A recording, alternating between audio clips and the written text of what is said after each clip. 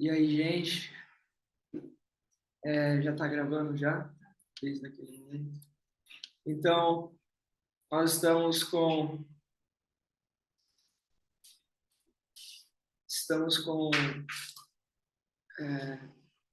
Joana, Anderson, Amanda,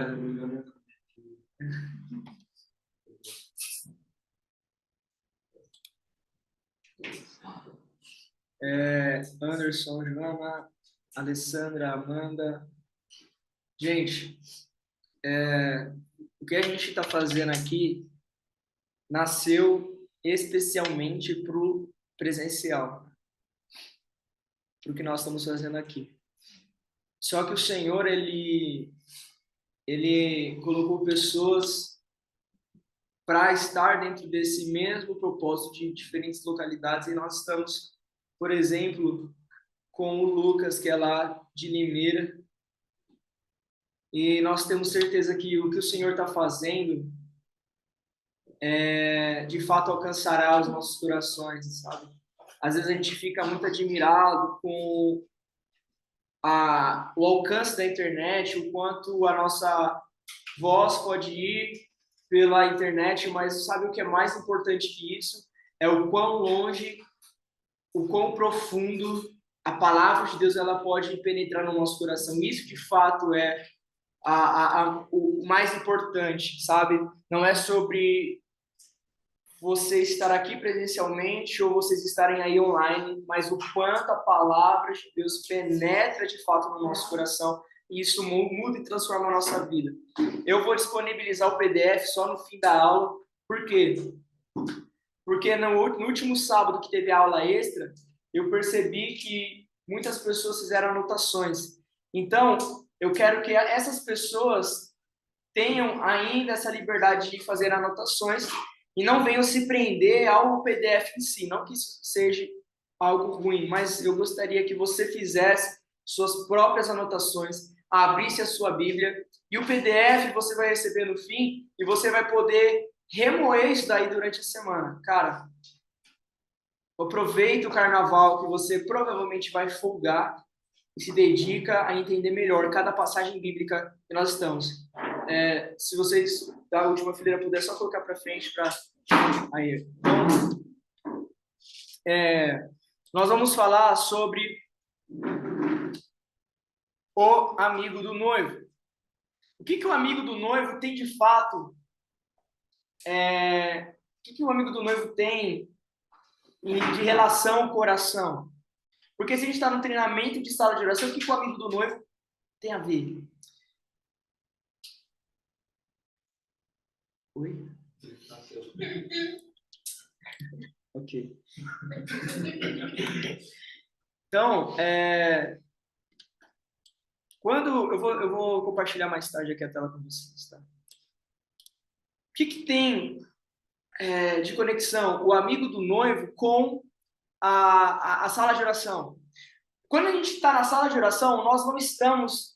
Quem participou do bate-papo de sala de oração com a Andrea, que já está no YouTube, tem o link já no grupo. Cara, a gente viu que a sala de oração não é especificamente para nos dedicarmos à devoção. É claro que existem turnos na sala de oração para o devocional, onde nós realmente conseguimos um tempo ali com Jesus, enfim. Mas a maioria dos turnos da sala de oração possui temas, possuem passagens bíblicas de acontecimentos futuros. Então, a maioria das vezes que você for para a sala de oração, você vai pegar e abrir, por exemplo, uma passagem de Isaías que não se cumpriu completamente ainda e você vai orar pelo cumprimento futuro dela. Então, você vai abrir, por exemplo, Isaías 2 e você vai orar pelo trono estabelecido em Jerusalém, onde Jesus vai se assentar e de lá vai fluir a lei. Então, você vai orar para que isso se cumpra. Deus precisa que você faça isso? Ele não precisa. Mas existe o relacionamento de uma noiva parceira que ora em concordância com a palavra e no fim dos tempos o Senhor Deus usa as orações dessa noiva para realizar. Porque Deus, por mais que possa fazer tudo sozinho, não o faz.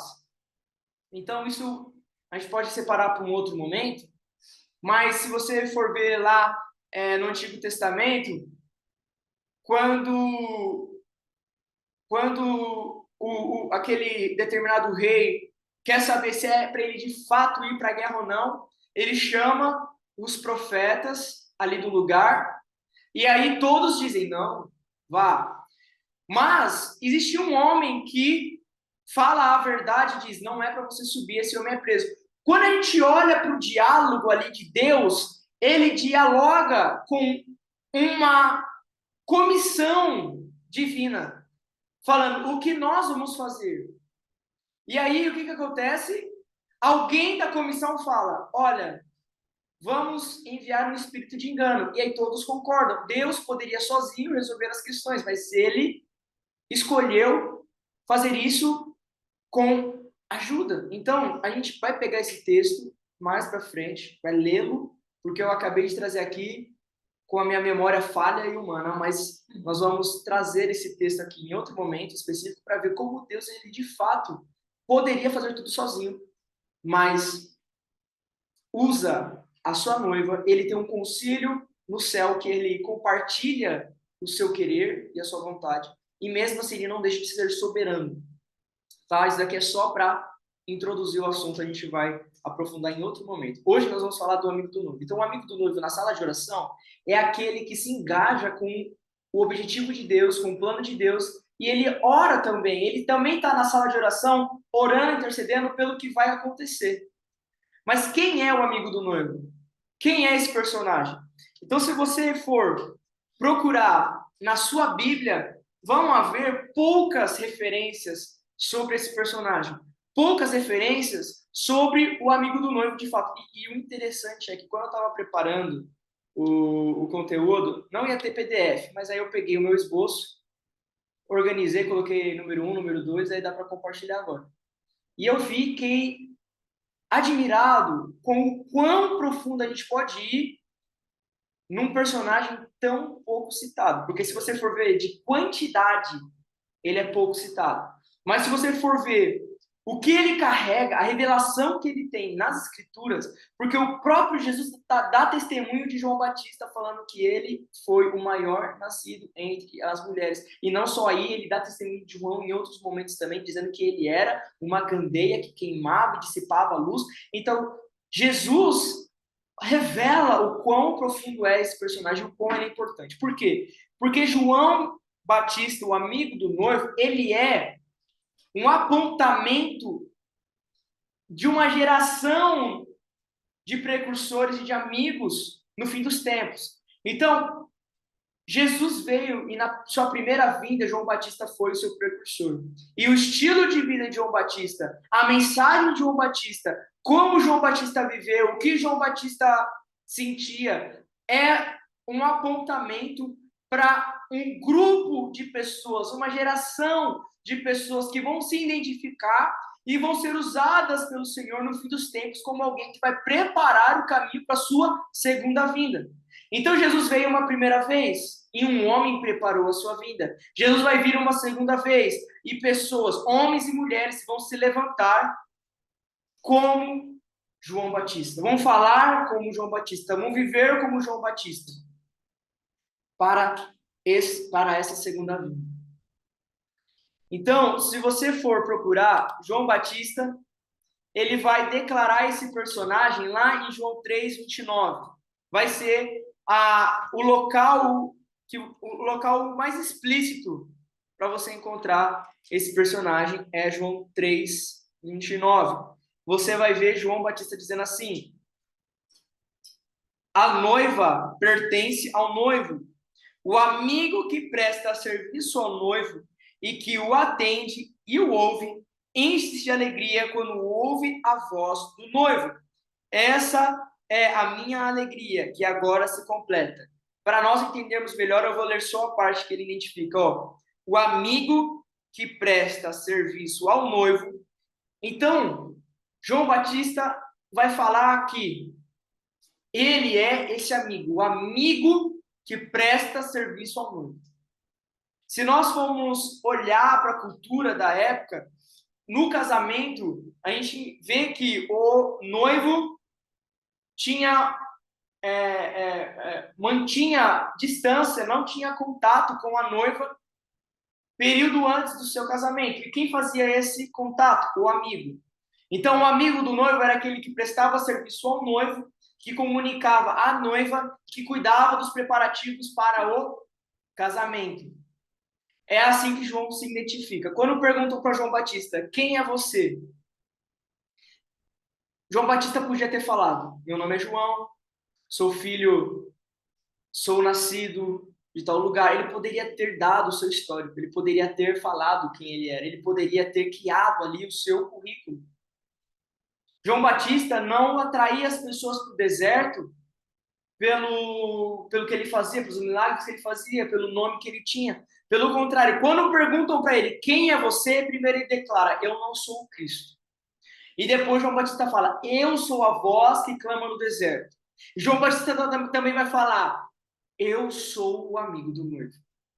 Então essas três identidades são importantes, a gente vai destrinchar elas aqui. Quando João Batista vai se identificar para aqueles que perguntam sobre ele, ele fala, eu sou, Isaías 40, eu sou o amigo do noivo, que presta serviço ao noivo, que tem alegria na sua voz.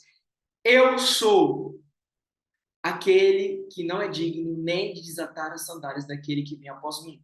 Então, se nós queremos ser amigos do noivo que prepara o caminho do Senhor para a sua segunda vinda, pregando, anunciando a mensagem e orando, precisamos ter primeiro essa identidade em nós. Quem você é? Quem nós somos? O nosso nome não importa. O que fazemos não importa. Mas para quem fazemos e quem vem após nós. Então, sempre que nós nos colocamos em público para que a nossa luz brilhe, não é sobre a candeia, mas é sobre a fonte da luz, o fogo que queima em nós. João Batista não estava preocupado em fazer sua imagem, ele estava preocupado em apontar para Jesus. Então, ele se identifica como a voz que Isaías 40 profetiza. Voz do que clama no deserto. A gente pode encontrar o amigo do noivo também presente em Mateus 25. Quando a gente lê Mateus 25, a gente vê uma voz gritando e anunciando: eis que vem o noivo. Então, se você for ler a parábola de Mateus 25, você vai ver alguns personagens. Você vai ver as virgens, você vai ver o noivo e você vai ver a noiva. Só que também tem outro personagem, a voz, que grita no meio da noite. Então, na parábola de Mateus 25, você vê primeiro o noivo e a noiva. São as duas figuras principais do casamento. O noivo e a noiva. A noiva é a igreja. O noivo é Jesus. E os outros personagens são as 10 virgens, 5 prudentes e 5 insensatas. Só que também tem a voz. Se você lembrar da parábola, o que acontece? 5 prudentes, 5 insensatas. 5 prudentes tinham óleo, 5 prudentes não tinham óleo. Só que as 10 dormem. As 10 caem no sono. Por quê? Porque na parábola, Jesus demora de vir. O noivo demora de chegar. E pela demora do noivo, as virgens dormem. Isso representa o quê? Que na espera da vinda de Jesus, na espera do retorno do noivo, a gente pode achar que ele está demorando. E a gente pode ser pego dormindo. E a gente falou isso na sala de oração de quinta-feira. Em Mateus 24 e 25 existem várias parábolas, ao todo são 5, e essas parábolas vão dar ênfase em duas situações. Em situações de pessoas que são pegas de surpresa porque Jesus vem antes do que eles esperavam. E tem a segunda situação, pessoas que são pegas de surpresa porque Jesus vem depois do que eles esperavam. Então, na nossa vida, tanto da noiva quanto no do amigo do noivo, nós como igreja, nós como amigo do noivo, independente, porque nós somos os dois, tá? Nós somos noiva, esperando o casamento, mas nós, no nosso ministério, tá? A nossa identidade é de noiva, mas no nosso ministério, quando nós pregamos, quando nós oramos, quando nós discipulamos, nós somos amigos do noivo. Independente de qual, mas em todas as situações nós podemos ser pegos ou de surpresa, porque Jesus veio antes do que esperávamos, ou porque Jesus veio depois do que esperávamos. A gente vê que está demorando e a gente cai no sono igual elas. Só que quando o amigo do noivo aparece na parábola, às 10 dormem. Só que o amigo do noivo, não. É interessante. Por quê? Porque ao mesmo tempo que Jesus está falando assim, olha, as virgens e as lamparinas, respectivamente, representam cada indivíduo do corpo de Cristo exercendo o seu ministério. Deu para entender? Cada virgem representa um indivíduo exercendo o seu ministério, porque as lamparinas representam o ministério. E aí existem, na parábola, 5 ministérios sem intimidade, sem óleo, e outros 5 ministérios com intimidade com óleo. A gente vai chegar aí. E é interessante que os 10 dormem, ou seja, nas dificuldades da vida, nos obstáculos da vida, nós vamos cair no sono. Às vezes a gente vai perder a atenção. Às vezes a gente vai, de fato, tropeçar, cair e vai levantar. O que o sono das 10 virgens representam? A vida ordinária. As dificuldades da vida que nós vamos ter. Às vezes você vai ser pego com uma semana inteira onde você não vai conseguir orar como você ora costumeiramente. Mas às vezes vai ter uma semana onde você vai estar cheio de problemas, e conta para pagar, você não sabe como fazer, mas logo depois você volta. Por quê? Porque você tem óleo, você tem intimidade, logo depois você acorda, logo depois você volta para o lugar de oração, logo depois você volta para o lugar de vigilância, mas existem as coisas comuns da vida. Mas o interessante é que na parábola, a voz não dorme. A voz, pelo contrário, é aquela que desperta. Então, enquanto está a noite, enquanto o noivo demora de vir, enquanto as 10 virgens dormem, a voz grita: eis que o noivo vem. E como amigos do noivo, nós somos essa voz. Nós somos essa voz que vai gritar: ei, eis que o noivo vem. Então você precisa, a primeira coisa, entender que nós precisamos estar atentos e vigilantes. Os amigos do noivo não dormem. Os amigos do noivo não são pegos de surpresa, pelo contrário. Os amigos do noivo são aqueles que acordam e que despertam a noiva, uma geração que fala: eis que o noivo vem. Então, ao mesmo tempo que João Batista fala que ele é a voz que clama no deserto de Isaías 40, essa voz é encontrada também na parábola do casamento, em Mateus 25, gritando: eis que o noivo vem. E aí as virgens acordam, as 5 prudentes entram, as 5 imprudentes têm que comprar óleo. Deu para entender? Então, o amigo do noivo, no meio da noite, na demora da vida de Jesus, estava acordado, preparado para gritar no meio da noite: eis que o noivo vem. E nós vamos precisar estar atentos, afiados na palavra, para que enquanto todos estiverem dormindo, porque presta atenção, vão dormir. Enquanto todos estiverem dormindo, e eu falo no sentido profético, vão estar dormindo, não vão estar atentos à palavra, não vão estar atentos aos sinais. Enquanto estiverem dormindo, os amigos vão estar acordados no meio da noite para gritar: eis que o noivo vem. Então, se você desejou ser um amigo do noivo, você também está desejando ser aquele que está sobre os muros, sobre a vigilância, para gritar para um povo que vai estar adormecido: acorda, o noivo está vindo. E aí, repetindo, né, no PDF que você vai receber, eu vou pedir... Nicole, você consegue enviar? Manda pro Lucas que ele manda no grupo do Amigos do Noivo, que acho que você... Manda pro João. Manda pro João. Então, eu vou mandar, vai, o PDF, mas eu queria incentivar que você faça suas próprias anotações. Quem tá vendo gravado, a gente vai deixar em algum lugar da descrição do YouTube. No ponto C, as virgens com as suas lamparinas, repetindo, nos representam como indivíduos com seus ministérios. E aí existe uma questão importante.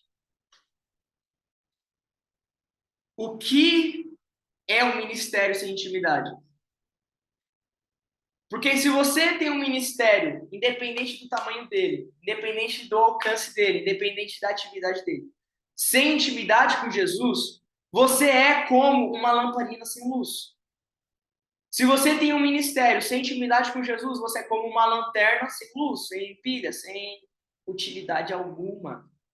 No fim dos tempos, Jesus ele não vai contar com ministérios sem intimidade. Ele vai contar com ministérios que têm uma luz e que o seu combustível é o óleo do seu espírito. Então, os amigos do noivo também se preocupam em cultivar óleo de intimidade. Porque o que importa não é o quanto eu falo, o que importa é o quanto eu oro. Porque se eu falo mais do que eu oro, eu estou no caminho errado. Se eu prego mais do que eu estou com Jesus no secreto, eu estou errado. E eu falo para vocês isso. Cara, se eu prego todo domingo, ou a maioria dos domingos, como pastor da comunidade, meu Deus, se eu fizer isso mais do que eu oro, eu sou uma candeia sem óleo e uma candeia sem luz. Porque nós não estamos preocupados com a atividade, com a quantidade, precisamos estar preocupados com o combustível da luz.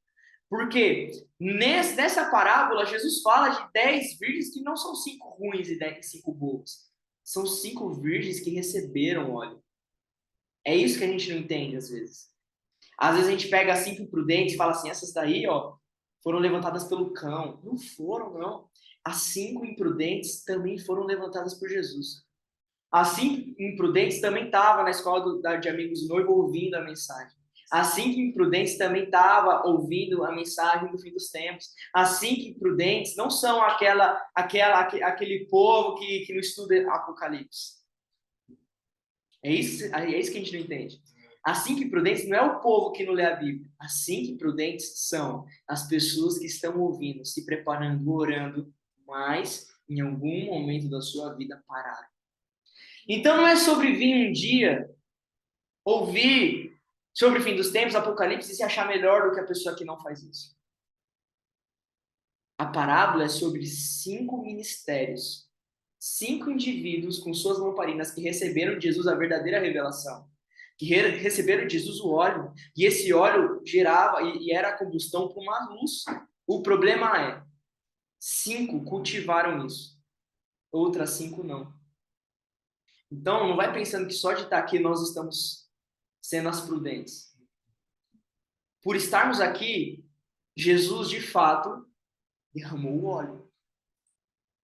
Jesus, de fato, acendeu a chama. Mas depende de nós sermos sábios e prudentes para manter essa chama acesa. Porque pode chegar no fim dos tempos e você ser alguém sem intimidade, sem vida com Deus. Alguém insensato. Então existe uma reflexão. Quem não tem óleo, quem é a intimidade, não possui um ministério com a verdadeira luz, ou seja, com a verdadeira relevância. Se você não tem intimidade com Jesus, seu ministério não tem relevância. O que é um ministério sem intimidade? A mesma coisa que uma lamparina sem luz. Da mesma maneira, como você pode dizer que é amigo do noivo sem a manutenção de uma amizade com Jesus? A amigo do noivo não é um título que a gente dá a alguém e impõe as mãos. Você agora é um amigo do noivo da comunidade. Amigo do noivo é alguém que é amigo do noivo. Uau! Eu acho que a gente fala tanto amigo do noivo, coloca nome de escola de amigo do noivo, e isso pode até se tornar um erro. canção amigo do noivo, devocional amigo do noivo. Cara, amigo do noivo não é um título. Amigo do noivo é alguém que tem amizade e presta serviço ao noivo. Então, se você não tem intimidade, você não cultiva intimidade com Jesus, cara, sinto lhe dizer, amigo do noivo não é o título. Você precisa ter intimidade com Jesus, você precisa conhecer o coração de Jesus. Como você é amigo do noivo, se você não conhece o noivo, não conhece o coração do noivo, não sabe o que o noivo quer, você é um péssimo amigo. Se você não conhece as intenções do noivo, se você não conhece os planos do noivo para o casamento dele, você vai ser um péssimo amigo. Tá? Ponto 2. O amigo do noivo é a voz que clama no deserto, que está lá em Isaías 40. Essa voz é a voz que prepara o caminho do noivo que vem. Então a voz, a função da voz é preparar o caminho.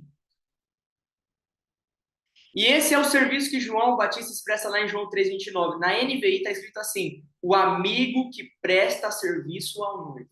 Então o amigo está trabalhando para o noivo. O amigo está prestando serviço, sendo essa voz que prepara o caminho. Então, se você lembrar, João Batista está onde? No deserto. E João Batista está pregando uma mensagem e batizando pessoas. É essa forma que a gente prepara o caminho. Não é saindo asfaltando rua ou tampando buraco, mas é pregando uma mensagem profética. É ensinando pessoas, é discipulando pessoas que a gente prepara o caminho de Jesus. A voz de Isaías 40 recebe a ordem de preparar o caminho do Senhor e endireitar no ermo vereda a nosso Deus. Isaías 40, versículo 3. Então, a ordem expressa para a voz é: prepara o caminho e endireita a vereda. Essa é a ordem. Prepara o caminho e endireita a vereda. Isaías 40, 3. Mas por quê? Para pensar. Se Deus está mandando a voz preparar o caminho, endireitar a vereda, e aí vai ter outras características. O vale é aplanado, o monte é aplanado, o vale ele é elevado, o caminho é endireitado. Por quê? Porque existe um cenário de obstáculos, existe um cenário distorcido, existe um cenário de dificuldade para o povo encontrar o Senhor. Por isso que a voz surge. A voz surge para endireitar um caminho que estava torto. A voz surge para aplanar um caminho que tem buraco. A voz surge para aplanar montes que impedem o povo de chegar a determinado lugar. Então a voz, o amigo do noivo, ele vem para tirar os obstáculos do povo que impede o povo de chegar até o Senhor. Então, como amigos do noivo, nós precisamos identificar esses obstáculos e tirar eles do caminho da igreja. Tirar eles do caminho daqueles que precisam chegar até o Senhor. Então, pensa comigo, Jesus está vindo se revelar ao povo, mas o cenário não é propício. E qual que é o cenário? É geográfico? Não. O cenário é: por mais que nós lutemos contra as interpretações não literais da Bíblia, a função do amigo do noivo é preparar o caminho espiritual. O amigo do noivo não vai sair por aí, que nem eu falei, asfaltando rua. O amigo do noivo vai preparar o caminho no coração da noiva. Porque no coração da noiva existem obstáculos para ela chegar até o Senhor. Então a gente vai encontrar esse ofício, esse serviço. A voz precisa tirar do coração da noiva, do coração do povo, as distrações, os pecados e as mentiras que impedem o povo de ver o Senhor. Então, se a gente for ver a fundo, por exemplo, o que significa o monte ser aplanado? Provavelmente é sobre um pensamento sobre si mesmo que não é verdade. É sobre uma necessidade de humilhação. É sobre o abatimento da arrogância. O que talvez seja os vales sendo elevados? As depressões sendo elevadas? Muito provavelmente é sobre aquilo que você pensa sobre você, que você também não é. E você precisando assumir a identidade que Cristo te deu mediante o sacrifício dele na cruz. O que são caminhos tortos? Provavelmente são caminhos que nós tomamos e andamos por causa do nosso pecado. Enfim, o amigo do noivo se preocupa em pregar uma mensagem que prepara o coração da noiva para receber Jesus.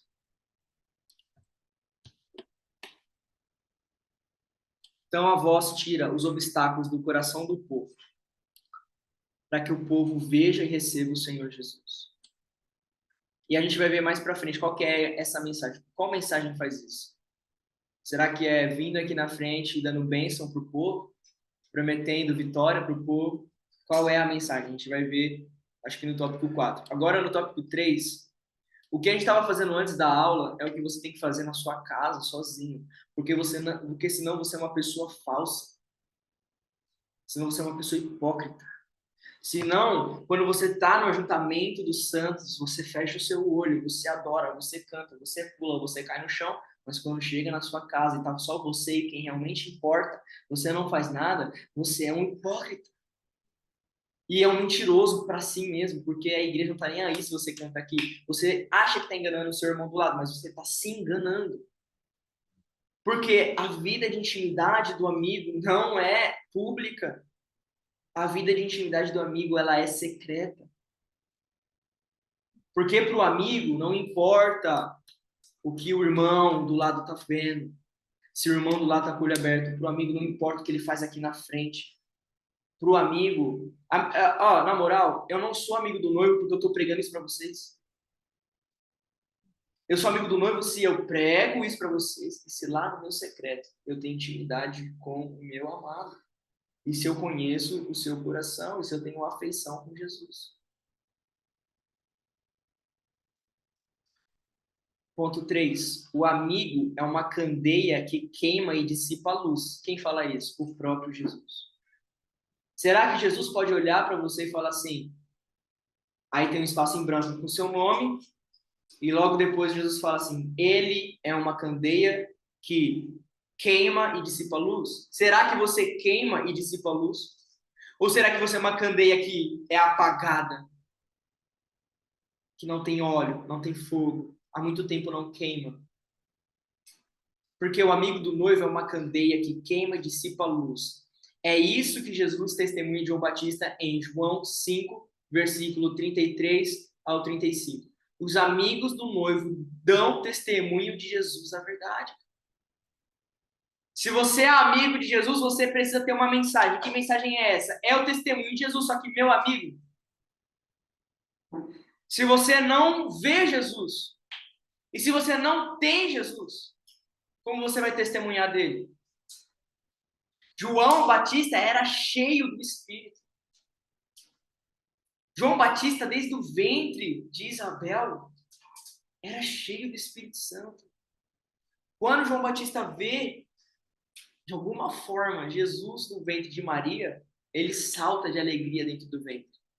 João Batista não precisou nascer, virar um adolescente e escolher pelo batismo para ser cheio do Espírito Santo. Desde o ventre, João Batista era cheio do Espírito. O amigo do noivo tem que ser cheio do Espírito. Eu não quero agora me pegar às diferenças doutrinárias, mas eu queria trazer uma reflexão que eu ouvi num seminário teológico uma vez, um seminário teológico pentecostal, e ele falava assim: você, por exemplo, recebe o selo do Espírito, que é o selo que você recebe quando crê, que é aquele selo que a gente leu em 2 Coríntios 1, 22, se eu não me engano, que é aquele selo do Espírito que nos faz permanecer de fato em Jesus, o selo da salvação. A gente recebe aquele batismo do Espírito, que em algum momento da nossa vida ele vem e ele nos reveste com poder, e ele pode acontecer aí Para os carismáticos, esse batismo pode acontecer várias vezes na nossa caminhada cristã. Para os pentecostais, ele acontece uma única vez. Mas o que eu quero dizer é que ser cheio do Espírito, muito provavelmente, é sobre você cultivar a intimidade. Então, você pode ter o selo do Espírito Santo, ser salvo. Você pode, em algum momento da sua vida, ter sido, sim, alvo do batismo do Espírito, em alguma reunião que você foi. Mas a pergunta é: você cultiva intimidade com essa presença? Você cultiva intimidade com o Espírito Santo? Porque é diferente. Você pode ter sido salvo pelo Espírito e ter perdido o primeiro amor. Você pode ter sido salvo e nem orar mais você ora. Você só ora quando é necessário, você só ora quando alguém te lembra. Mas você pode ter sido salvo e manter o relacionamento com Jesus. Porque o que nós queremos aqui não é só ter acesso ao que o Espírito pode nos oferecer, mas é ser amigos do Espírito. E se o Espírito Santo é semelhante ao óleo, nós queremos ser pessoas que é ungida por esse óleo. Nós queremos ser pessoas que se relacionam com o Espírito Santo e saem desse ambiente encharcado. Nós não queremos ser pessoas que ficam ali no primeiro estágio, nós queremos ser pessoas que mantêm uma profunda intimidade com o Espírito. E a pergunta é: como tem sido a sua vida com o Espírito Santo? Você tem que se fazer essa pergunta. Senão essa escola não vale de nada para você. Como tem sido a sua vida de intimidade com o Espírito Santo de Deus? Se o Espírito Santo de Deus é como a água que Jesus prometeu ali naquela festa, todo aquele que tem sede, venha a mim. E a água que Jesus estava falando aqui era o Espírito que ele hoje já derramou. Presta atenção, ele já derramou. O quanto você interage, o quanto você mergulha, o quanto você bebe dessa água. Hã? Como amigos, nós temos a verdadeira intimidade no nosso coração? Tópico B. Testemunhar significa ver alguma coisa e estar apto para descrever para outra pessoa. Então, nós precisamos nos preocupar, não é em sair falando. Nós não temos que nos preocupar em sair fazendo esboço de mensagem para sair pregando na primeira oportunidade que nós temos. O que nós temos que nos preocupar? Nós temos que nos preocupar em ver. Porque talvez até hoje nós falamos de uma pessoa que nós não conhecemos de fato.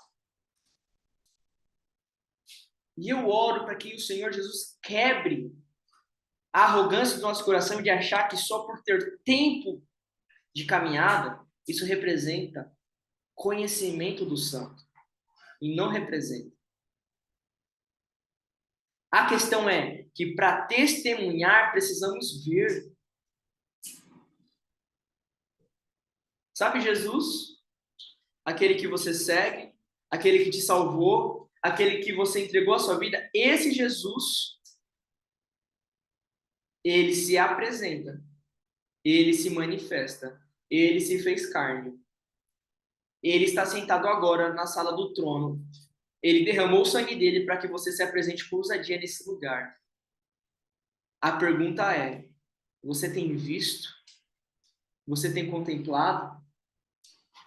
As janelas da nossa alma, que são os nossos olhos, têm sido a abertura, a entrada para que a glória de Deus entre e nos transforme? Porque quando Jesus fala que João Batista, ele queimava e dissipava a luz, Jesus ele está falando que João Batista era alguém que se permitia ser cheio de algo para depois expor isso. Às vezes a gente inverte, às vezes a gente quer ser luz sem queimar. Às vezes a gente quer falar de Jesus sem conhecer Jesus, mas a questão é, que a luz só é gerada a partir do calor. A luz só é gerada a partir da combustão. Precisa ter óleo, precisa ter fogo, e depois vem a luz. Então, testemunhar, se você for pesquisar o significado de testemunha, a gente tem uma advogada aqui no Zoom. A testemunha, ela tem que ver, ela tem que ter presenciado algo, ela tem que ter visto a situação para poder ser testemunha num caso, por exemplo, para ser testemunha diante do juiz, para ser amigo do noivo, para ser uma testemunha de Jesus. A gente precisa primeiro ver alguma coisa. E essa é a questão. A questão é que nós vamos gastar muito mais tempo no nosso quarto orando para Jesus nos mostrar e nos revelar quem Ele é do que falando. Esse é o problema. É por isso que quando a gente fala assim, escola de amigos do noivo, ela não lota. Mas a gente falasse assim, escola de pregadores, como pregar melhor, talvez a gente venderia muito curso. Mas a questão é, por quê? Porque pregar, existem vários métodos e óbvio que eu uso eles, porque precisa ser uma pregação correta, eloquente, precisa ser feita da maneira correta. Mas, para ser um amigo do noivo, não é metodologia, precisa ver. Porque se você não vê, você não tem o que testemunhar. Se você não vê, você não tem o que falar. Se você não contempla Jesus, você não é transformado e você não tem luz. Então, nessa parte de testemunhar, você precisa muito mais se preocupar com o primeiro ponto, que é ver, do que com o segundo, porque a gente quer muito mais o segundo. A gente quer sair, a gente quer falar, a gente quer fazer. Só que a gente precisa gastar tempo no secreto, vendo e sendo transformado. Porque Paulo vai falar que, como vendo um espelho, nós somos transformados, vendo a glória de Deus, de glória em glória, sendo transformados, olhando para a presença de Deus, olhando para a face de Deus.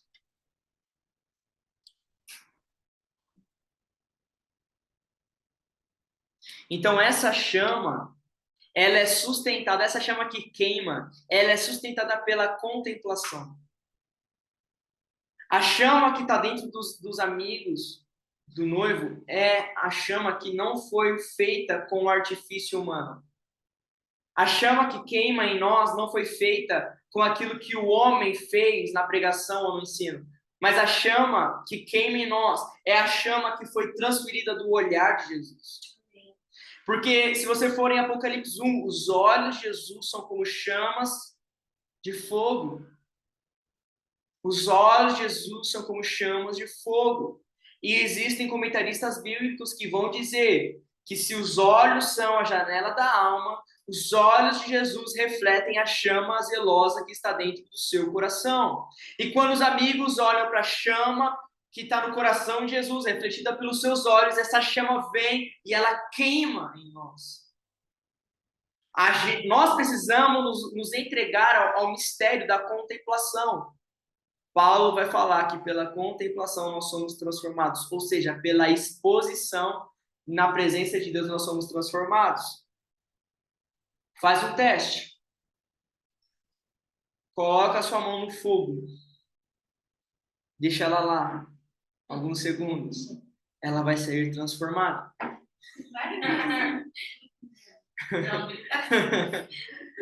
Não quer fazer esse? Faz outro. Pega um bolo, coloca ele cru no forno. Depois dele ser exposto ao calor, você tira o fogo. Vamos usar alguém, bem melhor. Ele vai sair com forma, com cor, com sabor. Sem dor. Sem dor. Sabe por que a gente usa esses exemplos? Para que você entenda que é o mesmo efeito de você parar para orar. É porque eu falo assim, coloca a tua mão no fogo, todo mundo já até perdeu o sono. O quê? Não, eu não quero queimar minha mão. Só que você precisa entender que parar para orar e se apresentar diante da presença de Jesus é muito maior, é muito mais poderoso. Os efeitos são maiores do que você queimar sua mão numa chama, num fogo. Os efeitos de você orar e contemplar Jesus pela palavra é muito maior do que você ver um bolo ganhando forma, cor e sabor por causa do calor do forno. Então, a próxima vez que você for orar, você precisa lembrar assim: eu posso não estar vendo. Eu posso não estar contemplando com os olhos físicos, mas eu estou sendo transformado à medida da imagem de Jesus. Pode parecer, meu amigo, que você não tem algo aí dentro, que você não é como essas pessoas que depois de 2 palavras está no chão, se estribuchando. Pode parecer que você não é essa pessoa que quando vai pregar, depois de 2 frases, a outra está chorando. Mas, meu amigo, se você está cumprindo o passo a passo bíblico, não tem erro. Se você está indo diante da presença de Deus, contemplando a presença de Jesus, a glória de Jesus, se você está vendo, meu amigo, fique em paz. Jesus um dia vai se apresentar e você fala assim: eu quero você. Mas eu quando prego, não caio no chão. Eu quando prego, não choro. Mas você tem óleo. E eu vou jogar fogo. E esse fogo vai ter combustão. E você vai ser uma luz. Então nós não estamos preocupados com um efeito instantâneo. Nós estamos preocupados com o efeito a longo prazo. Porque talvez você não vai terminar a escola do Amigos do Noivo mudando a sua cidade. Essa é a questão. Você não vai terminar essa escola talvez plantando 10 casas de oração. Mas provavelmente você vai orar, você vai abrir uma sala de oração que vai 2, 3 pessoas, às vezes, não vai só, às vezes só vai você. Mas essa sala de oração vai perseverar até o fim.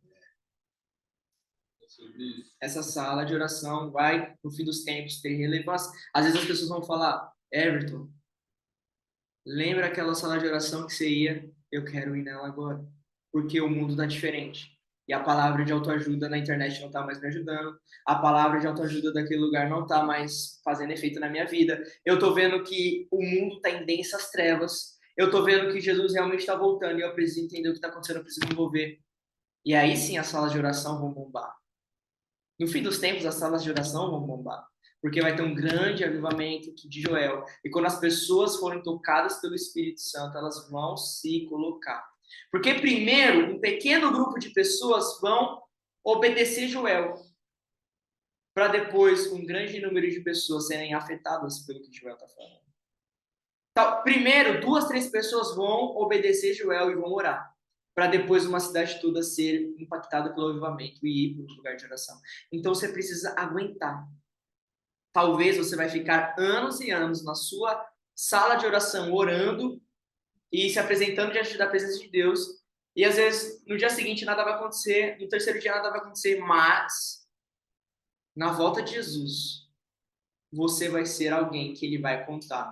Como aquela lamparina sábia que tem óleo e vai queimar e vai ser uma luz em densas trevas e as pessoas vão te procurar. E a sala de oração, que antes da volta de Jesus tinha 2, 3 pessoas, agora Jesus está voltando, agora a humanidade está entrando em densas trevas, um período de grande tribulação, um avivamento está acontecendo e elas vão querer saber o que Apocalipse está falando. Eles vão querer saber o que o profeta já estava falando. Eles vão querer saber o que Isaías estava falando. Eles vão querer escrever o nome deles na sua sala de oração.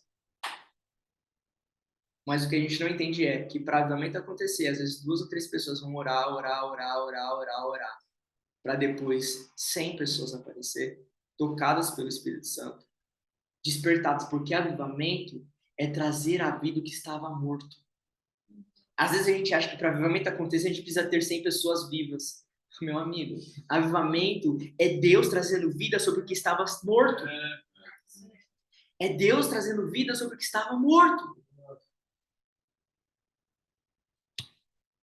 Tá, amigo do noivo no avivamento. A gente para falar sobre avivamento outro dia. É um spoiler. Spoiler.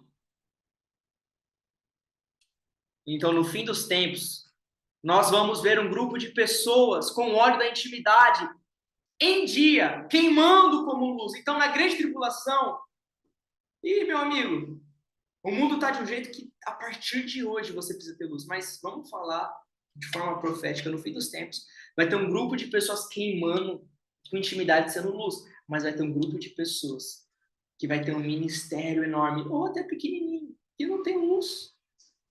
Se a gente não for prudente, não adianta usar a esperança ser pequeno. Não é que é pequeno que é verídico. Não é porque é pequeno que é verdade. E não é porque é grande, mega church, que é falso. Não é sobre isso. Esses não são os nossos parâmetros. Os nossos parâmetros não é porque é mega church ou pequena church. Os nossos parâmetros são intimidade. Porque às vezes a gente pega a mega church e fala assim, esses daí, coitado. Para, vai. Quando a gente fala de ministério que não vai ter relevância no fim dos tempos, não é o tamanho dele o que ele faz publicamente. É o que ele fez no secreto todo esse tempo. Então vai ter mega church que não vai valer de nada. Vai ter que vender o ar-condicionado, vai ter que vender o prédio, porque no fim dos tempos não vai servir para nada. Mas vai ter mega church, porque não é esse o nosso parâmetro, que vai estar queimando e vai ter que comprar um prédio maior para sediar a sala de oração da cidade. Então, por favor, parâmetro humano não serve aqui. O que Jesus vai procurar é óleo. E às vezes, uma comunidade pequena, a irmã do coque, que estava lá orando na esquina, naquela igreja que todo mundo passava, não tinha dinheiro nem para pagar para a pintura do muro e a parede descascando, ninguém entra lá, só tinha 5 pessoas todo culto durante 10 anos. Às vezes aquele lugar estava gerando intimidade, o Senhor vai olhar para aquele lugar e aquele lugar vai ficar pequeno, porque todo mundo vai ter que ir lá. Porque talvez na mega não vai ter palavra de luz em nessas trevas, mas lá na esquina vai ter. Na igreja, azulzinha, azul clara, desbotando, com pessoas que cultivaram intimidade por todo esse tempo. É sobre intimidade. Então, se preocupe em gerar sua intimidade. Não se preocupe em julgar os outros. Não se preocupe em ser especialista de igreja. Mas se preocupe em ser alguém especialista no seu amigo, no seu amado, em Jesus. Isso basta. Para de ser especialista de avivamento, de igreja, de mover, de não sei o que, de louvor. E começa a se preocupar com a sua intimidade com Jesus. Porque Jesus não vai falar assim, cadê os especialistas? Ele vai procurar, cadê os meus amigos? Cadê a voz que vai gritar? Cadê as luzes? Cadê aqueles que queimam? Então tá. O coração do amigo do noivo, tópico 4. Meu amigo, segura aí, que a gente tá quase.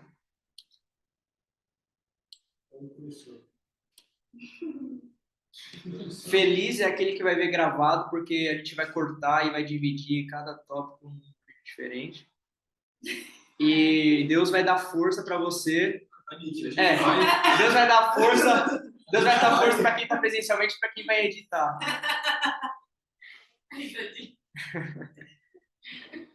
Tadinha. A Nica, além de ser secretária e ter uma surpresa nos planos da igreja de comprar instrumentos, ela também está pegando a surpresa de ser a editora do vídeo das aulas. Aí ela vai colocar um efeito aqui, uma parede verde. Gente, tópico 4. O coração do amigo do noivo. O maior anseio e desejo do amigo do noivo é qual? Se você tiver com PDF, você leu. Mas se você não tiver, reflete um pouquinho. O maior anseio e desejo do amigo do noivo é... A gente leu. Ver o noivo e ouvir a sua voz. É o que João Batista falou. O maior anseio, o maior desejo é ver o noivo e ouvir a sua voz. Não é o que você faz, o quanto você faz, não é a aparência do que você faz, mas o sucesso do amigo do noivo é Jesus. Para pensar, para essa lição. Eu, como amigo do noivo, o meu sucesso não é a igreja lotar e a igreja olhar para mim e falar assim, nossa, que homem de Deus. Esse não é o sucesso. O sucesso é Jesus voltar, a igreja, que nem Paulo fala, eu preparo vocês como virgem pura para o Senhor. Então, o sucesso é Jesus voltar, olhar nos meus olhos e falar assim, obrigado, servo bom e fiel, porque você deu comida na estação certa. Essa parábola aí, a referência está lá em Mateus 24. Então, gente, o seu sucesso, o nosso sucesso, não são as pessoas que a gente discipula. Não são as pessoas que frequentam nossa sala de oração, por favor. Esse não é o nosso sucesso, porque senão você vai ser considerado um adúltero para Jesus. Se você tem a sua alegria e o seu sucesso baseado na quantidade de pessoas que ouvem a sua voz, ou na afeição da noiva por você, você é um maldito, um adúltero. Acha que está fazendo certo, mas está sendo um satanás. A alegria do amigo é Jesus vindo. Sabe, a alegria do amigo é quando ele fala assim, rasgou o céu, ele tá lá, todo olho tá olhando, e ele fala, essa é a minha alegria, foi para esse dia que eu vivi. E aí quando Jesus voltar para uma noiva pura e santa, ele vai falar, foi para isso. E a alegria dele vai ser olhar nos olhos de Jesus, e Jesus fala assim, obrigado. Sabe o que eu penso toda vez que eu tenho que tomar uma decisão difícil? Toda vez que eu tenho que tomar uma decisão, vou fazer escola ou não? Vou fazer série de mensagens ou não? Vai ter culto na semana ou não?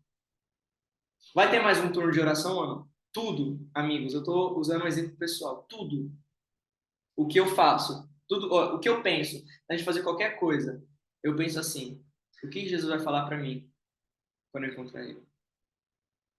Por quê?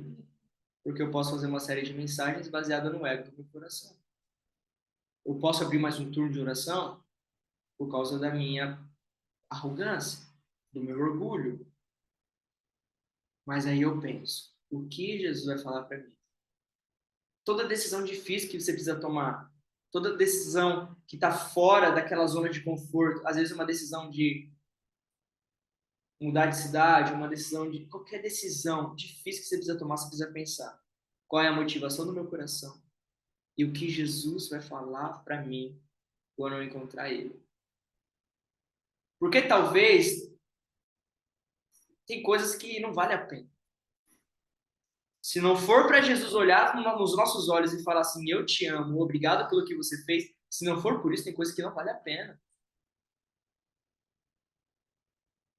Se não for para Jesus olhar nos nossos olhos e falar assim, obrigado, não vale a pena ir para país perseguido pregar, não. E morrer. Vale. Porque lá você não vai ter sucesso, lá você não vai ser reconhecido. Mas quando você tem a verdadeira alegria, quando você tem o verdadeiro parâmetro de sucesso, você vai. Só funciona a de fora. Tá? Você vai olhar e falar assim: eu vou para esse país, morrer como uma pessoa anônima para o mundo, mas Jesus vai olhar no meu olho e vai falar assim: obrigado por ter entregue a sua vida pelo Evangelho. Você entendeu? Quando alguém fala assim, vamos lá plantar igreja no Oriente Médio, tem uma vila super radical que não conhece o Evangelho. Quando a gente chegar lá, a gente tem que ser muito sábio e o Espírito Santo tem que nos conduzir. Porque se a gente pregar o Evangelho logo de cara para algum muçulmano radical, a gente morre na hora. Meu amigo, se você não parar para pensar o que Jesus vai falar para mim, você não vai. Mas se você falar assim, eu vou, porque eu quero olhar nos olhos de Jesus e eu quero ouvir dele o que é que ele pensa de mim, você vai para lá. E se você pregar o evangelho e a primeira pessoa que você pegar for um radical e você morrer antes de plantar a igreja de fato, você não vai ligar. João Batista morreu sem comprar uma mansão. João Batista morreu sem abrir sua empresa. João Batista morreu sem visitar a Disney. João Batista morreu sem realizar nenhum sonho pessoal. João Batista morreu sem cabeça, realizando o sonho do seu amado. Porque às vezes a gente pensa que a gente tem que viver intensamente. Vamos fazer tudo que a gente tem direito. Vamos realizar os nossos sonhos. Vamos viajar. Vamos fazer isso. Vamos fazer aquilo. Só que se a gente quer ser amigo do noivo, a gente tem que lembrar que João Batista morreu sem cabeça, só com a sua cabeça na bandeja, com um ministério que aos olhos humanos não foi bom, não foi bem sucedido, mas eu sei o que ele ouviu de Jesus, porque Jesus falou publicamente de João Batista. Maior do que ele, nascido de mulher, não há. Jesus podia ter dado testemunho de N personagens bíblicos, mas ele fez questão de falar João Batista. Queimou e dissipou sua luz, e vocês por um tempo quiseram se alegrar com essa luz. Então, meus amigos, não é sobre ir para Disney. Ah, se você tem dinheiro, você vai, mano. Mas não é sobre se matar de trabalhar para ir para Disney porque esse é o sonho da sua vida. Só se você não quiser ser um amigo do noivo, não tem problema. Essa escola não é para a igreja toda. Essa escola são para pessoas que querem ser precursores. Para pessoas que vão falar assim, cara, se matar, guardar dinheiro, ir para Disney e voltar pobre, só com foto, não é meu sonho. Meu sonho é preparar o caminho para Jesus. Meu sonho é sentar aos pés dele lá em Jerusalém, no trono dele, e sair de lá só se alguém me arrancar. Só se os guardas do novo templo lá me tirar a força. Eu não sei, é uma brincadeira, tá, gente? Pelo amor de Deus. É claro que a gente quer governar com Jesus, é óbvio, é só uma brincadeira. Mas às vezes eu não sei nem se eu quero tomar conta da minha rua, porque eu quero ficar lá em Jerusalém no pé de Jesus. Mas é só uma brincadeira, é óbvio que a gente quer governar com Jesus, porque ser fiel aqui nessa terra e agora do pouco, nós seremos colocados sobre muito.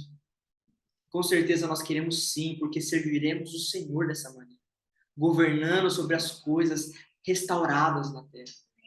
É claro que a gente quer, só foi uma brincadeirinha.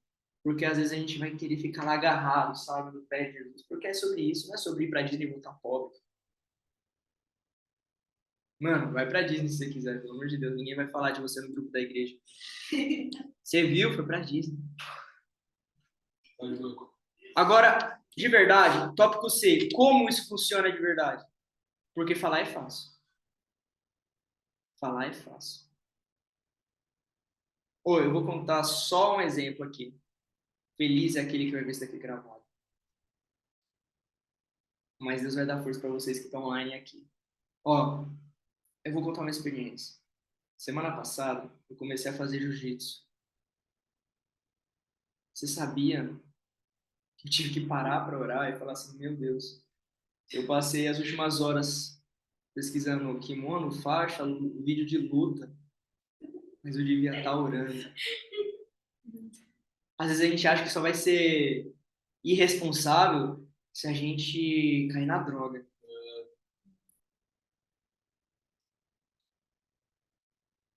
Eu podia falar assim, eu, hein?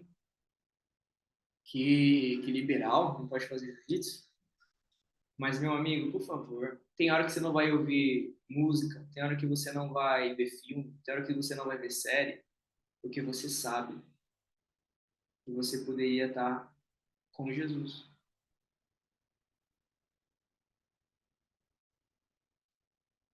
Agora, como isso acontece de forma prática? Como a gente desvia dessas distrações? Porque você vê, do nada você pode começar a ter um hobby e amar ele mais do que Jesus. Do nada você pode começar a amar uma série, maratonar ela e passar as suas horas livres sem orar, sem amar Jesus, sem se preparar para uma série, cara. E você não vai para o inferno, porque as 5 imprudentes não vão para o inferno, as 5 imprudentes só ficam fora do mover ali. Aí você que sabe, cara. Você quer ser cheio de óleo de fogo ou você quer maratonar a série e mesmo assim ser salvo? Mano, é uma escolha sua, não tem problema. Lá a gente se vê. Mas os amigos vão negar até coisas lícitas. Mateus 9,15, Jesus fala: como podem jejuar com o noivo presente? Mas dias virão em que o noivo será tirado, então eles jejuarão. A maneira mais efetiva de manter a manutenção do nosso coração é jejuando. Porque, imagina, agora, a gente fala assim, vamos enviar uma pizza para todo mundo que está online e vamos comprar uma... Vou pagar rodízio de pizza para quem está presencialmente. Aí chega o cara e fala assim, então, eu vou embora mais cedo, porque eu estou de jejum. Caramba, cara! Mas comer traz tanta alegria. Comer é tão bom. E estar junto comendo é melhor ainda, conversando. Mas é o seguinte, eu separei esse dia e esse horário para não comer, para jejuar, para me abster dessa alegria que você está falando, para eu lembrar e não me esquecer que o noivo foi tirado e ele precisa voltar.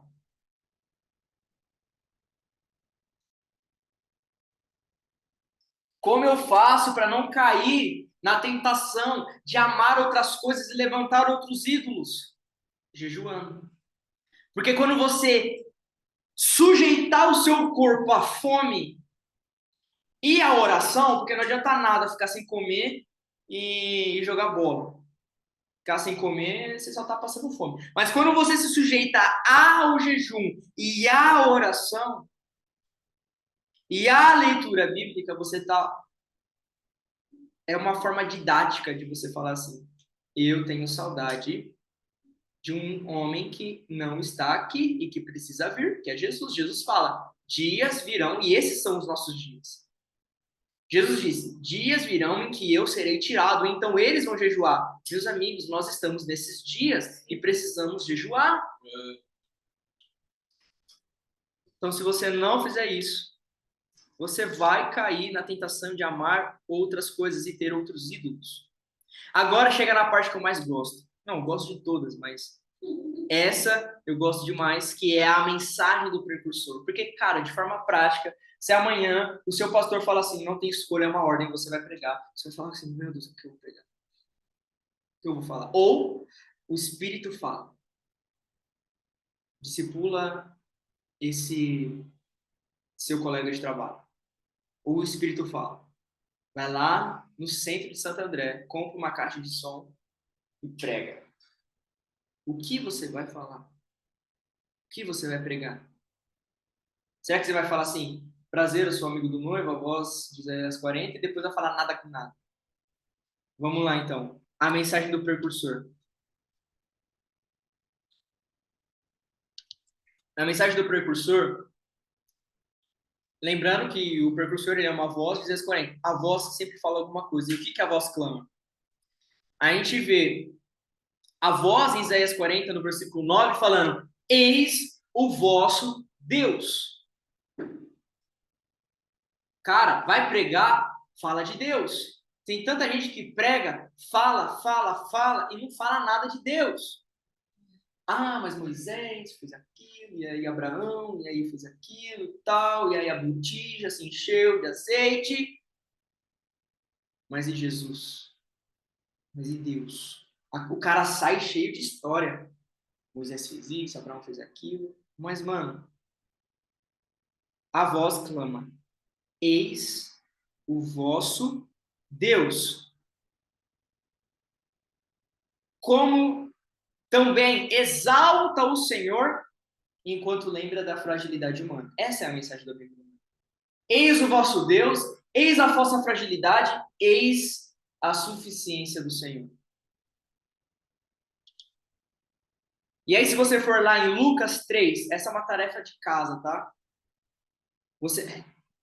E o da hora dessa escola é que você não vai receber nota minha pela sua lição, mas uma avaliação completamente divina do Senhor. Que você pode mentir para mim falando que leu, mas Deus sabe se você leu ou não. Então, tarefa de casa, Lucas 3, versículo 3 ao 19. Vai ter o conteúdo todinho da mensagem de João Batista.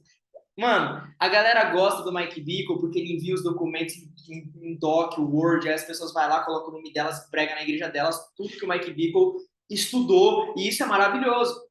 Mas, cara, você também pode pegar Lucas 3, versículo 3 ao 19, pegar toda a mensagem de João Batista e repregar ela. Olha que da hora. Tem problema repregar a mensagem? Não. A gente não inventa a roda mesmo?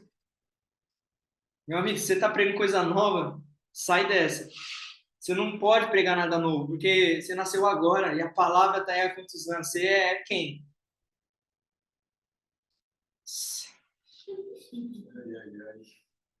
Pega Lucas 3, versículo 3 ao 19, aprende essa mensagem, come essa mensagem e pregue igual João. Se você quer um hall de pregadores onde você quer imitar, imita João Batista. Então a gente tem registros no Evangelho de João Batista pregando uma mensagem de arrependimento e justiça. Essa também é a mensagem do amigo do noivo. Tópico C é muito importante. Por quê? Porque a voz precisa perguntar. A voz precisa perguntar: o que eu vou clamar? A voz em Isaías 40 começa assim: o que eu vou clamar?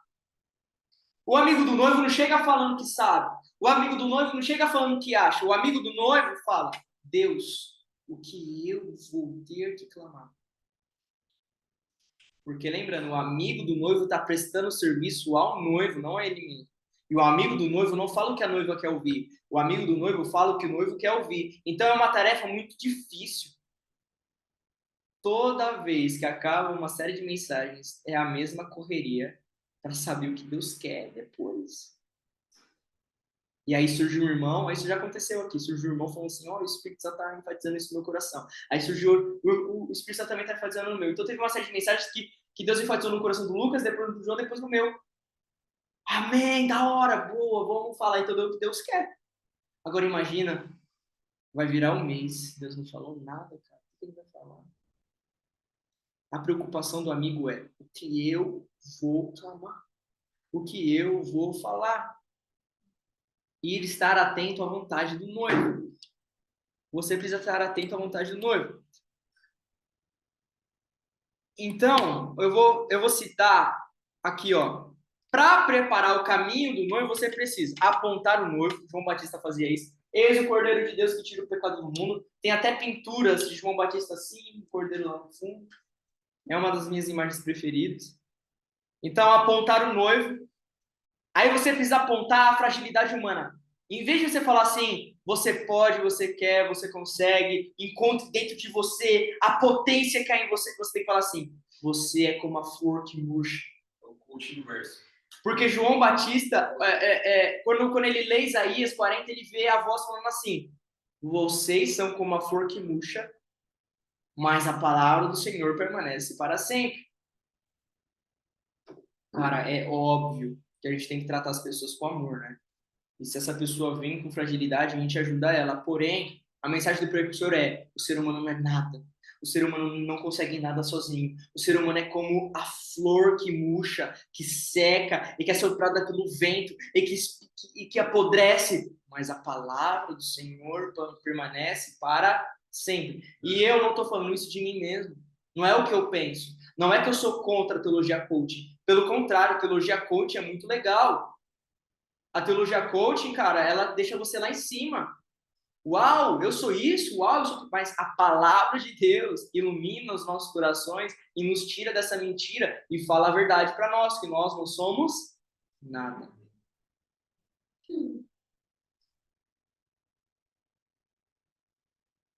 Então, talvez, numa aula a gente pode falar essas coisas. Então, vamos lá. Aponta a fragilidade humana e a limitação humana e exalta o Senhor.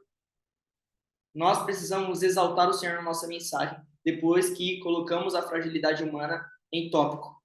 Precisamos denunciar o pecado, pregar a justiça, pois é essa a mensagem que tira todos os obstáculos do coração humano. Para pensar.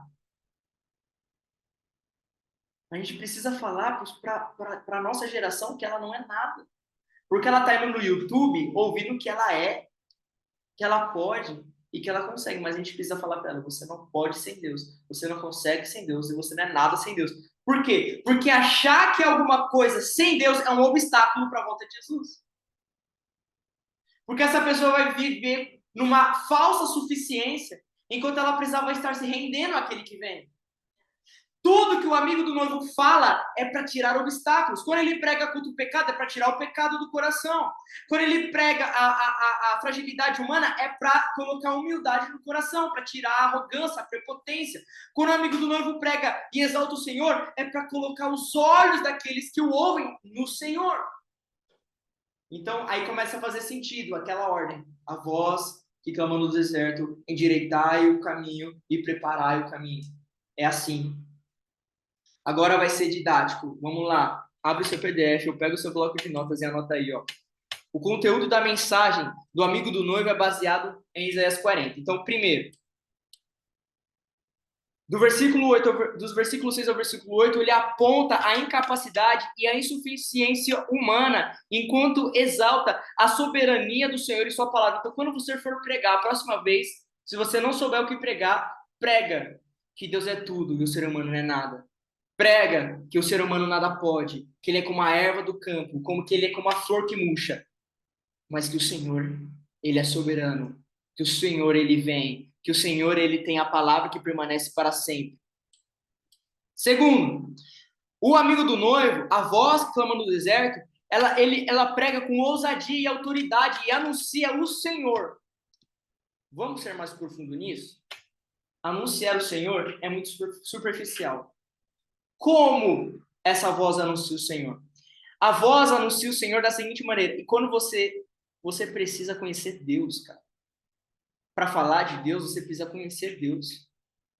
Para falar de Deus, você precisa saber o que Deus vai fazer no fim dos tempos.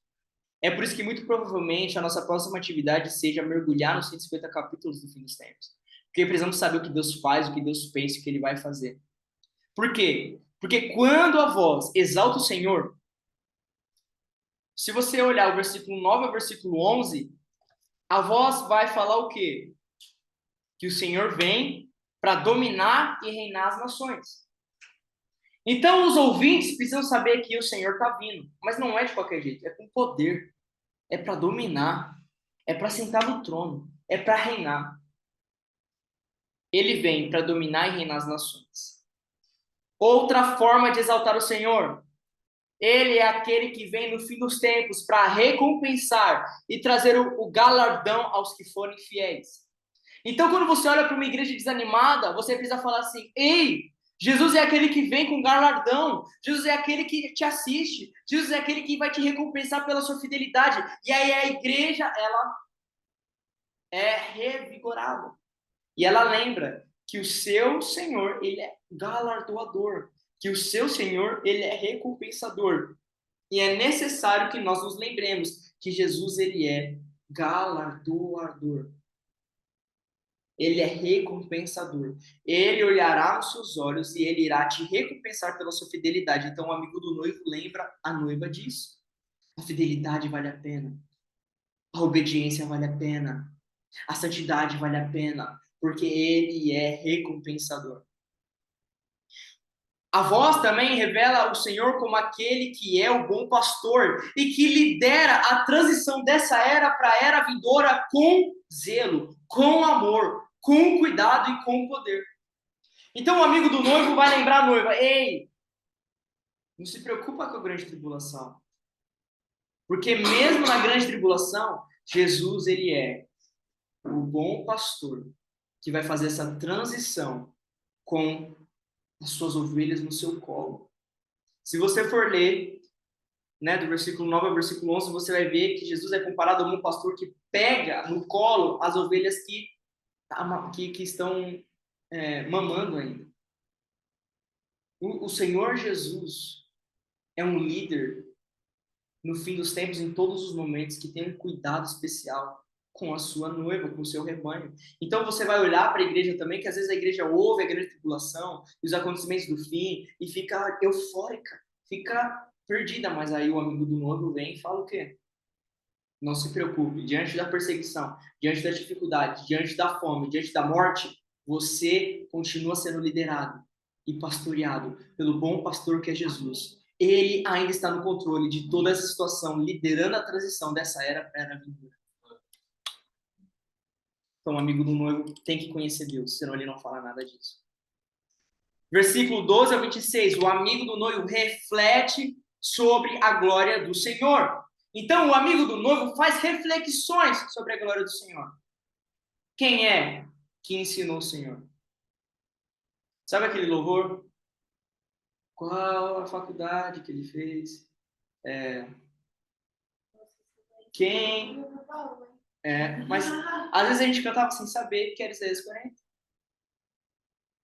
Qual é a idade do meu Deus? Qual faculdade ele estudou? Seu aniversário que tá até... Às vezes a gente acha que é só um hino não é bíblico. Meu amigo, às vezes você nem sabe que é sobre Isaías 40. A reflexão sobre a glória de Deus, porque quem é que ensinou o Senhor? Quem o aconselhou? Se você ler do versículo 12 a 26, você vai ver Deus se comparando a tantas coisas que você fala, realmente, Deus, ele é soberano. E o amigo do noivo exalta o Senhor. O amigo do noivo vai falar, Deus, ele é excelente e superior a tudo e a todos. Quando a gente fala que Deus é santo, não é porque Deus não peca. Quando a gente fala que Deus é santo, é porque Deus é único. E não há outro como ele. É claro que ele não peca. Mas... Eu tava esperando esse desfecho. Então eu faço sobre a pontada. Pra mandar pro Chico gosta. O pastor fala que Deus tem que peca. cortar tudo isso. Misericórdia. Não vai cortar, não. A santidade de Deus é porque ele é superior, ele é único. Não há ninguém que se compare a Deus. Ele é santo. Parte 4. O amigo do noivo lembra o povo e exorta o povo à perseverança, não pela força do seu braço. Quando você vê alguém fatigado, alguém cansado, você não chega e fala assim, vai mais um pouco, você consegue. Acorda mais cedo. Ora mais tempo. Não tem força para ir para a igreja? Se arrasta até o Uber. Não, a gente olha para ele e fala assim, aqueles que esperam no Senhor têm as suas forças renovadas, porque o Senhor não se cansa. Então, aqueles que estão no Senhor não se cansam. Aí a pessoa ela é revigorada pelo Espírito do Senhor. Então, os amigos do noivo precisam lembrar o povo a perseverar, não na força do seu braço, mas na força do Senhor, porque os que esperam no Senhor são renovados.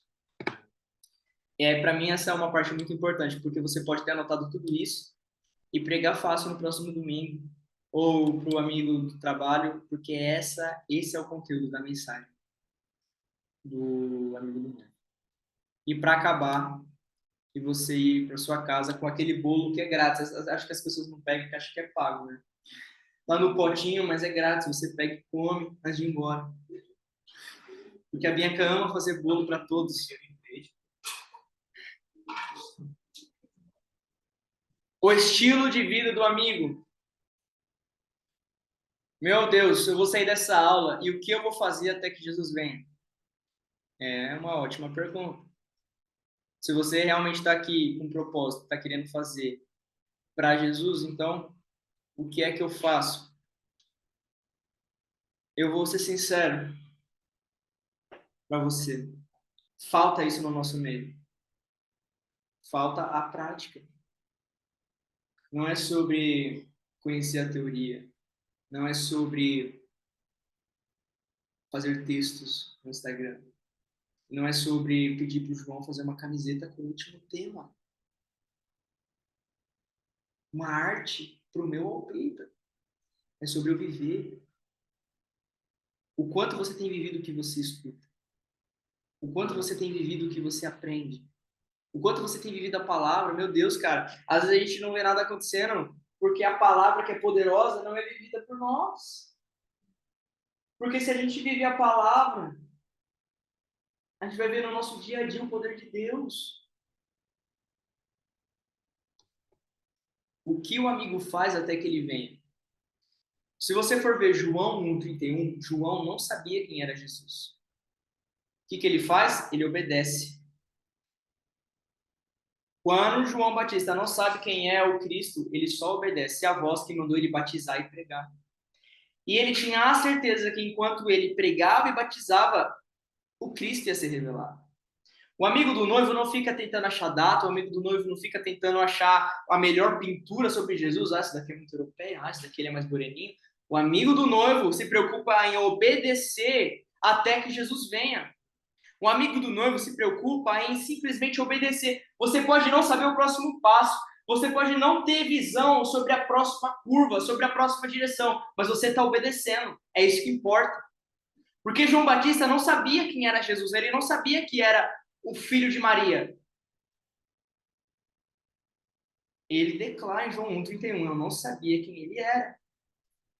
Mas João continuou obedecendo a voz que mandou ele batizar, porque a voz que mandou ele batizar disse assim, ó, quando você batizar ele, você vai saber que é ele, porque vai vir um sinal, como uma pomba, o meu espírito sobre ele, e uma voz, algumas pessoas acharam que era trovão, mas era a voz de Deus dizendo, este é o meu filho, em quem eu me comprazo.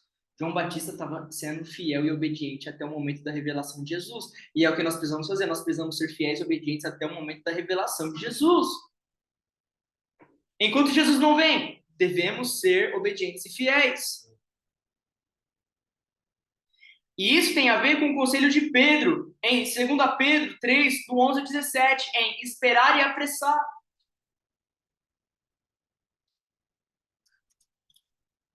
Enquanto nós esperamos, nós precisamos apressar a volta de Jesus. E apressar a volta de Jesus não é sobre adiantar a data que ele marcou. A gente não pode fazer isso. A gente não pode nem atrasar, nem adiantar. Mas apressar a volta de Jesus é sobre um estilo de vida que obedece tudo o que deve acontecer antes da sua vinda. Apressar a volta de Jesus é você ir na sala de oração, e eu sei que você estava pensando, o que é que amigo do noivo tem a ver com oração? Mas o amigo do noivo vai para a sala de oração, apressar a volta de Jesus como?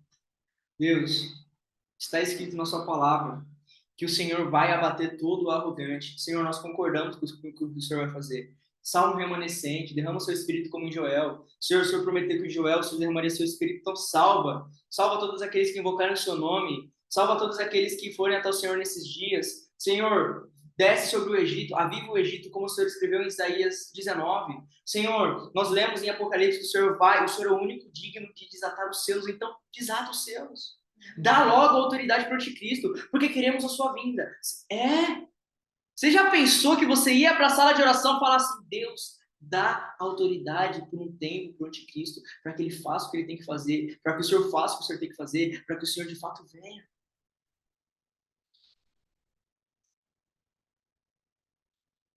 O amigo do noivo olha para a Bíblia e olha o que está escrito na Bíblia. Apressar a volta de Jesus é viver de acordo com a volta de Jesus. Não achando que você pode, adiantar a data, mas que você pode fazer tudo o que está ao seu alcance para ser fiel e obediente. Eu creio muito que o que fazia Paulo levantar depois de ser apedrejado, ter sido como morto, meu Deus do céu, quando você olha alguém no chão jogado, para falar que a pessoa está morta, a pessoa tem que estar acabada. Paulo levanta e vai para a próxima cidade. O que movia Paulo? O que movia Pedro? Eu já compartilhei com vocês, eu acredito muito que os apóstolos se reuniram e falaram assim, vamos fazer tudo o que a gente pode para ver o nosso amado de novo. E esses homens se entregaram à morte. É como se Paulo se colocasse na frente das pedras que lançavam contra ele, para que o evangelho continuasse sendo espalhado, porque ele ouviu do seu Senhor. Ele aprendeu daqueles que estavam lá no cenário de Mateus 24 que o evangelho do reino seria pregado até os confins da terra, então veria o fim. Repetindo, não que a gente adiante a data, mas que a gente pode ser fiel e obediente até que ele venha. Então, você pode pegar 2 Pedro 3, do 11 ao 17, pegar todos os pontos. Cara, se eu fizer isso, a gente vai estudar aqui meia-noite. Você pega na sua casa 2 Pedro 3, do 11 ao 17, e você vai ver tudo que você tem que fazer até que ele venha. Você tem que ser diligente, vigilante, porque já que você sabe de tudo isso, como é que você vai viver em relação a tudo isso? Tá? E aí tem as referências, Mateus 24, do 13 ao 14, versículo 20, 32. Eu vou ler só Mateus 24, que são menos versículos, mas você lê na sua casa 2 Pedro 3, do 11 ao 17. Então, Mateus 24, versículo 13 e 14. Olha só como você tem que viver. Olha só o que a gente pode ter como parâmetro. Mas aquele que perseverará até o fim será salvo. E este evangelho do reino será pregado em todo o mundo, como testemunha a todas as nações. Então virá o fim. Então o que você pode fazer? Ser uma testemunha. Prega o evangelho, fala de Jesus. Prega o evangelho aonde você for. Se o Senhor te enviar às outras nações, vá a outras nações. Persevere. Outro versículo, versículo 20. Orem para que a fuga de vocês não aconteça no inverno, nem no sábado.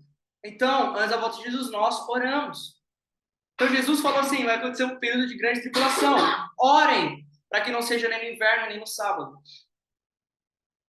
Então, orem, orem, orem sobre a grande tribulação. É simples, ora para que não seja no inverno, porque senão as pessoas vão ter dificuldade de fugir. Para que não seja no sábado, porque senão nada vai funcionar. Porque se a grande tribulação acontecer no sábado, nada vai funcionar. Jesus está simplesmente falando isso. Orem, orem, para que a fuga de vocês seja mais fácil. Outro versículo, versículo 32. Aprendam a lição da figueira, estuda a palavra. Quer apressar a vinda de Jesus? Estuda a palavra. Vai para o ensino que é proposto na sua igreja local. Faz o seminário que está no seu coração.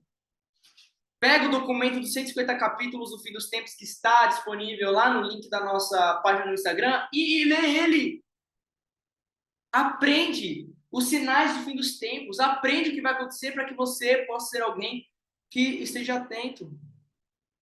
Versículo 42. Vigiem.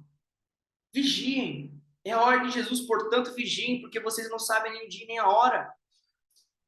Outro versículo, versículo 44. Se preparem, estejam preparados, porque o Filho do Homem virá numa hora em que vocês menos esperam. É assim que a gente tem que viver. Orando, jejuando, estudando a palavra. Vigiando, se estando preparado. E orando, cara, pelos acontecimentos do fim. Amém? Então, vamos encerrar por aqui.